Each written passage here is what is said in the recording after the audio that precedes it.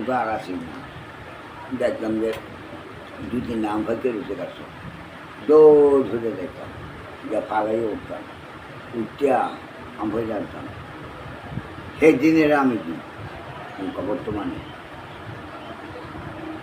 ডাক দেওয়াই যাই, খিটা তার ভাই কি রে আসো, আজ তোরা গাছের দাম দেখেছি, ইটা বাইরে বলছি।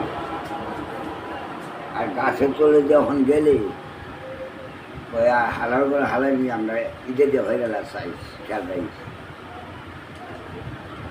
এ যখন হচ্ছে তখন